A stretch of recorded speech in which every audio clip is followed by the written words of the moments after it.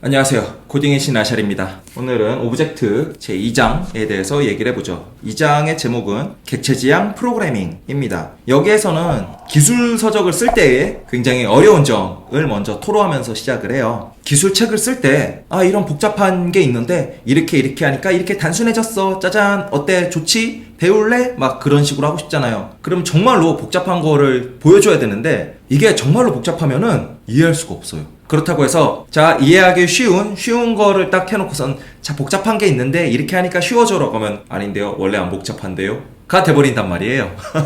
그런 어려움을 먼저 좀 토로를 하고 적당한 수준으로 했는데 그래도 좀 많이 복잡하진 않지만 여러분 이거 굉장히 복잡한 거라고 믿어주세요 라고 하면서 시작을 하는 거죠. 여기에서는 온라인 영화예매 시스템을 사례로 들고 있고요. 이거를 좀 확장을 해서 우한형제들에서 세미나 했을 때는 배달의 민족의 주문 시스템으로 살짝 바꿔가지고 사례를 언급을 했었죠.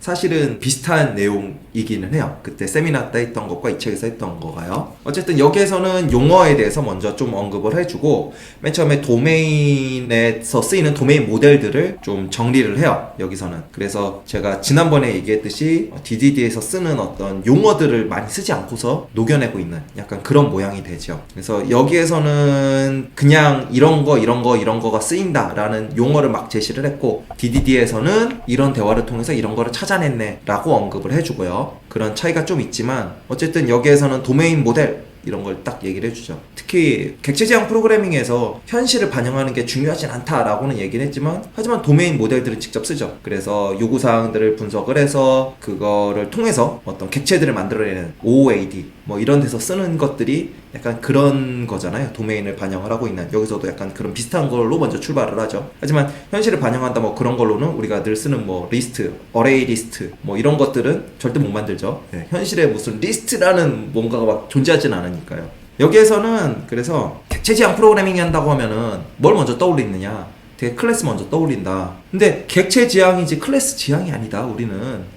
그런 당연한 얘기를 하면서 시작을 하죠. 클래스라는 거는 뭐냐, 클래스에 대해서 막 엉뚱한 소리들, 무슨 뭐 붕어빵 트리라든가 온갖 쓰레기 같은 막 비유들 있잖아요. 다 필요 없어요. 클래스는 그냥 영어 뜻 클래스 그대로 쓰시면 돼요. 여기서는 클래스를 그냥 비슷한 객체들을 추상화한 것 정도로 설명을 하면서 넘어가고 있죠. 그래서 클래스 뭐 그런 거 고민하기 전에 일단 객체를 고민을 하고, 객체를 충분히 만들었으면은 걔네들을 어떻게 추상화할까 하면은 자연스럽게 클래스가 탄생하는 거죠. 어렵지 않죠. 그리고 객체를 그냥 하나로 푹 놓는 게 아니라 여러 객체가 있을 거 아니에요. 그리고 걔네들이 협력을 할 거예요. 그걸 머릿속에 염두에 놓고 만들어라, 이런 얘기를 하는 거죠. 이건 너무나도 당연한 건데요. 객체지향 프로그래밍은 객체를 이용해서 프로그램을 만드는 거예요. 하나의 객체가 아니라 프로그램이 커다란 게 있는데 얘를 쪼개는 거예요. 쪼갰더니 각각이 객체가 돼요. 그래서 객체의 경계를 찾는다는 표현을 쓰거든요. GFA 디자인 패턴에서는. 그런 관점에서 이거를 보는 게 굉장히 중요해요. 객체가 있으니까 얘네들을 툭툭툭 놨더니 프로그램이 만들어졌네 라는 느낌보다는 프로그램이 커다란 게 필요한데 이거를 구축하기 위해서 이렇게 선을 그어요. 어떻게 선을 그어야 괜찮을까? 우리가 뭐 물티슈 이런 걸 만들어야 돼요. 그럼 아무렇게나 막 조립을 할 수도 있고 아무렇게나 막 잘라낼 수도 있는데, 그게 아니라 나는 여기 플라스틱으로 된 부분이랑 비닐로 된 부분 쪼갰으면 좋겠고 뭐 그런 식으로 되는 경계들을 찾을 수 있는 거잖아요. 그런 식으로 되는 거고, 그리고 우리들이 몇 번 경험했던 거, 나 물티슈 이거랑 비슷한 거 만들 거야 하면은 여 플라스틱이랑 여 비닐로 된 부분이랑 그런 거 재활용할 수 있잖아요. 이런 관점이 되는 거죠. 어쨌든 여기에서는 도메인 언급을 쭉 해주고요. 뭐 별거 없죠. 도메인 구조 뭐 이런 거 얘기를 하고 쭉쭉쭉쭉 되는 것들 얘기하고요. 그 다음에서야 이제 클래스를 언급을 해주는 거죠. 그리고 클래스를 이렇게 만들 때 어떻게 되느냐, 우리 이제 상태랑 행동 뭐 이런 거 하죠. 여기서는 state랑 behavior라고 했고요. behavior에 해당하는 게 operation 그렇게 얘기하고, 또는 어떤 언어들은 뭐 method 그렇게 부르고요. 그리고 method는 실제로 구현되는 거에 대한 거고, 메소드가 가지고 있는 이 구현 부분을 빼놓고 그냥 나는 어떤 이름을 가지고 있는 오퍼레이션이고 나는 어떤 파라미터들을 받을 거고 어떤 리턴을 줄 거다, 그런 것들을 우리는 시그너처라고 부르죠. 이 세 가지가 시그너처의 3요소죠. 그리고 시그너처들을 모아놓은 거를 우리는 인터페이스라고 부르잖아요. 그리고 인터페이스에다 이름을 붙인 거를 우리는 타입이라고 하죠. 그리고 그거를 실제로 쓸 수 있도록 내부를 채워서 구현을 해놓은 거를 우리는 클래스라고 부르죠. 되게 단순한 거죠. 이건 GOFA 디자인 패턴 얘기했을 때 했던 거죠. 어쨌든 여기에서는 중요한 게 객체가 자율적으로 된다.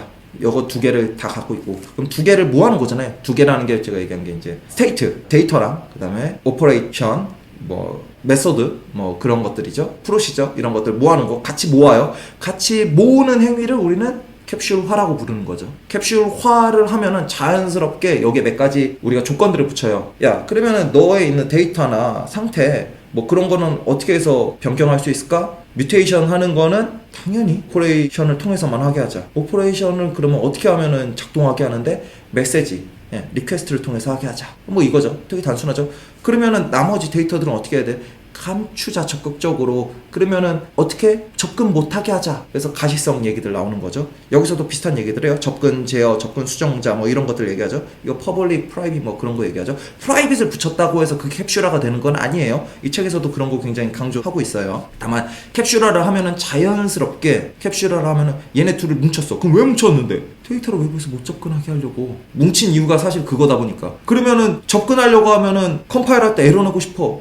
프라이빗 붙이는 거죠. 이건 문법적으로 이제 지원을 해주는 거죠. 어쨌든 이런 것들을 얘기를 하고 그렇게 했으면은 자율적으로 되는 거죠. 당연히. 외부에서 그럼 너 뭘 해? 라고 해요. 나는 걔한테 뭔가 요청을 하는 거고 메시지를 보내는 거고 걔는 그걸 알아서 실행을 하고 협력하는 거죠. 이런 식으로. 그래서 여기서 보면은 이 클래스를 만든 사람은 클래스 작성자, 그 다음에 이걸 쓴 사람은 클라이언트 프로그래머, 이렇게 사람의 관점도 나눠서 하는 거고. 그러면 외부에서는 인터페이스만 보고 있기 때문에 뭐 네가 어떻게 구현하든 난 모르겠어. 일단은 뭐 잘 만들어서 죽겠지 하고서는 쓰는 거고, 만드는 쪽도 구현은 내 마음대로, 저 사람이 내 거 안 건드릴 거 아니야. 안을 내 마음대로 자유가 나한테 주어지고 뭐 그런 얘기들을 하는 거죠. 그리고 협력에 관한 짧은 이야기 하면서 뒤에서 아까 전에 제가 했던 얘기 나오죠. 뭐 리퀘스트하고 그 다음에 리스폰스하고 메시지 전송하고 메시지 수신하고 뭐 당연한 얘기죠. 그리고 이 메시지를 보냈을 때 어떤 오퍼레이션이 실행될 것인가는 객체가 알아서 판단. 내가 알아서 할 거야. 그러면은 메시지를 어떻게 보내느냐? 세 가지 시그너처를 담고서, 세 가지 시그너처를 이용해서 그 시그너처를 담는다거나 시그너처에 해당하는 정보를 넣어주는 거죠. 이름 뭐뭐다, 파라미터 뭐뭐뭐 있으니까 내가 값을 던지죠. 그 아규먼트라고 하죠. 이제 아규먼트 인자를 넣어주고, 그러니까 던지는 쪽은 그걸 아규먼트로 넣는 거고 받는 쪽이 그걸 파라미터로 받잖아요. 그렇게 되는 거고, 그다음에 처리하면 이제 리스폰스를 줄 거 아니에요. 거기에 대한 리턴에 대한 것들 정의를 해서 툭 던지고 슉 받고 그렇게 되는 거죠. 그러다 보니까 네가 어떻게 생겼는지 모르겠어. 일단은 너 이거 처리할 수 있어 하고 푹 던지면은 난 처리할 수 있어 하고 실행하죠. 여기에서 보면은 뭐 스몰 토크나 뭐 그런 것들은 여기 된다 뭐 그런 얘기 하잖아요. 네, 맞아요.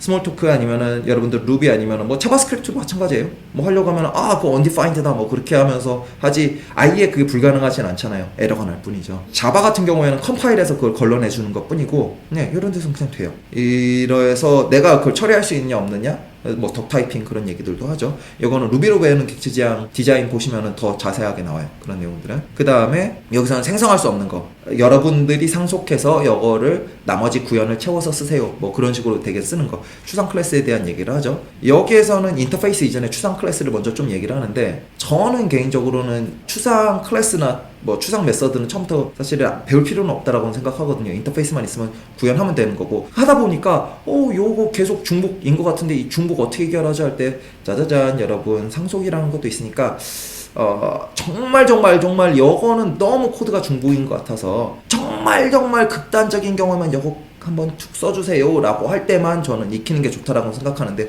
어차피 이 책은 뭐 객체 지향 입문자를 위한 책은 아니니까, 여러분들 상속 많이 쓰셨죠 하니까 상속으로 먼저 설명하고 뒤에 가서 오히려 인터페이스를 설명을 하죠. 이 책은 오히려.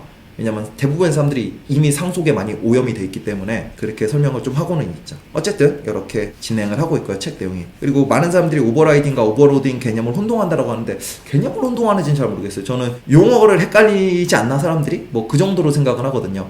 오버로딩은 되게 간단하죠. 그냥 지원하는 언어가 있고 아닌 언어들이 있어요. 예를 들어서 자바스크립트다, 그럼 지원 안 하죠. 이런 것들은. 왜냐면 네임스페이스 하나에 하나가 매칭이 되니까요. 근데 오버로딩은 대개는 파라미터라든가 아니면 파라미터의 타입이라든가 아니면 리턴 타입이 이제 다른 여러 개들을 동시에 이제 정의해 놓는 거죠. 이걸 구현하는 방법들도 여러 가지 있고, 또는 다른 언어들은 그냥 멀티 디스패칭을 지원한다든가 뭐 그런 것들도 하기도 하죠. 줄리아 같은 것들이 그런 걸 지원하잖아요. 뭐 그런 개념들을 얘기하고, 오버라이딩은 기존에 있는 거를 그냥 오버라이트 하는 느낌인 거죠. 덮어 쓰는 느낌으로. 근데 덮어 쓰는 건 아니잖아요, 실제로는. 물론 C++ 같은 경우에는 버추얼 테이블을 놓고서 거기를 오버라이트 하는 느낌으로 쓰기는 해요. 근데 뭐 그건 중요한 건 아니고요. 중요한 건 아니고 어쨌든 뭐 이런 식으로 되는데, 뭐 상속받아서 뭐 거기에 있는 거 처리를 해준다? 그럼 오버라이트 많이 하죠. 최근에 쓰이고 있는 인텔리제이 아이디어 같은 거 쓰시면은 그냥 자동으로 붙여주고, 안 붙이면 막 뭐라고 아이디 차원에서 에러 경고? 에러라기보다는 경고를 해주니까 그런 것들 귀를 기울이면은 많이 해결할 수 있죠.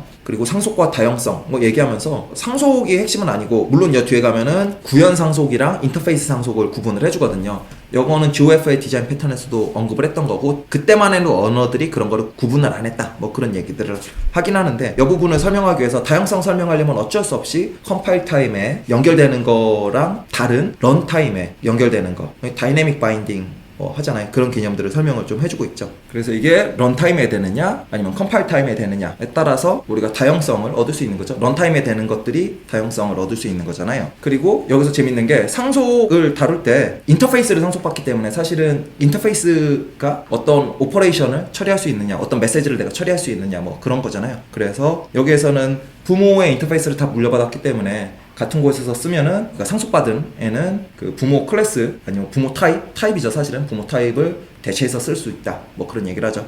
그래서 리스코프 치환 원칙, 그런 것들 얘기하죠.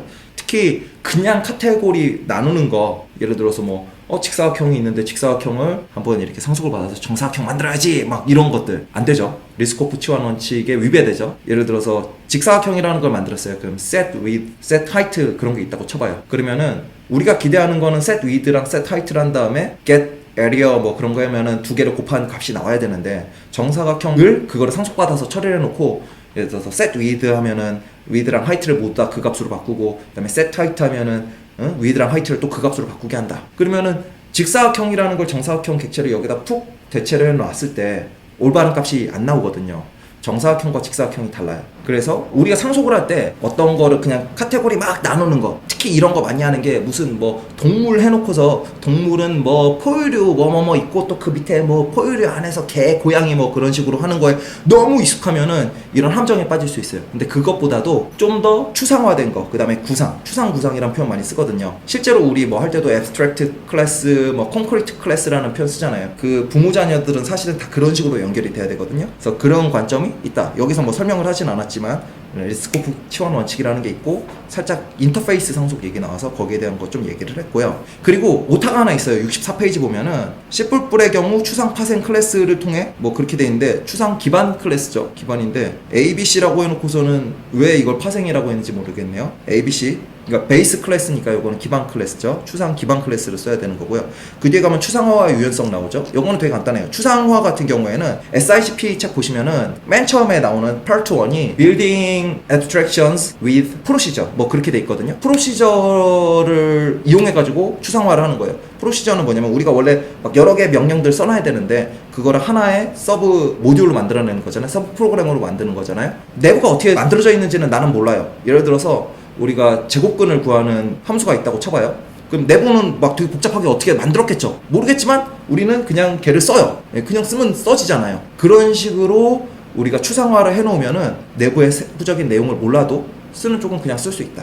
여기서도 마찬가지로 이거는 펑션 레벨에서 하느냐, 프로시저 레벨에서 하느냐, 아니면 클래스 레벨에서 하느냐. 여기서는 클래스 레벨을 얘기를 하고, 그러면서 우리는 세부적인 거를 몰라도 된다라는 얘기들을 좀 더 하죠. 그래서 세부적인 것들을 얼마든지 갈아 끼울 수 있는 상태, 얼마든지 갈아 끼울 수 있다라는 거는 굉장히 유연한 설계가 되는 거죠. 그래서 거기에 대한 얘기들을 하면서, 여기서는 또 뭐 이게 우리 디자인 패턴이나 프레임워크라든가 재사용에서 굉장히 중요하다, 뭐 그런 얘기들을 하는 거죠. 그리고 구체적인 거를 얘기를 안 해도 되기 때문에 아주 디테일한 것들을 가지고서 우리가 얘기를 해야 됐던 게 좀 더 추상화가 되는 거예요. 그럼 추상화된 것들로 얘기를 할 수 있죠. 예를 들어서 철수한테 밥을 줘야 돼, 영희한테도 밥을 줘야 돼, 왜 사람한테 밥을 줘, 어쨌든 막 그런 얘기들 하는 대신에 그냥 사람들에게 밥을 줘야 돼.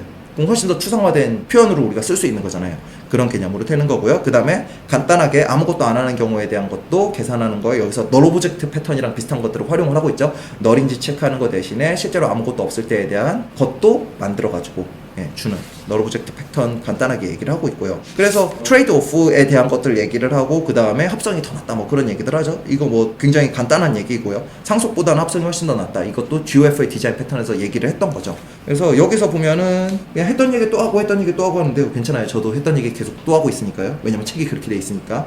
객체 지향 설계의 핵심은 적절한 협력을 식별하고 협력에 필요한 역할을 정의한 후에 역할을 수행할 수 있는 적절한 객체에게 적절한 책임을 할당하는 것이다. 뭐 이렇게 얘기를 하죠. 아주 간단하죠. 그래서 그 다음 장에 나오는 거는 역할, 책임, 협력이라는 얘기를 하죠. 요거는 바로 전 조영은님이 바로 전에 썼던 객체 지향 사실과 오해에서도 이 세 가지를 핵심으로 좀 얘기를 했었죠. 특히 이 역할이라는 거를 여기다 좀 추가를 한 게 재밌는데요. 원래 켄트백과 워드 커닝햄 같은 경우에는 객체 지향을 가르치기 위해서 객체를 어떻게 만들 것이냐, 그래서 CRC 카드라는 걸 썼거든요. C는 클래스 네임을 잡아주고 R에서 책임 해주고 그 다음에 C, 마지막 C가 이제 협력. 그래서 이것들을 굉장히 단순하게 해줄 수 있고 그 다음에 카드에다 해놔서 만지면서 뭐 할 수 있게. 나중에 가면은 그런 것들 우리 그림으로도 그리고 하잖아요.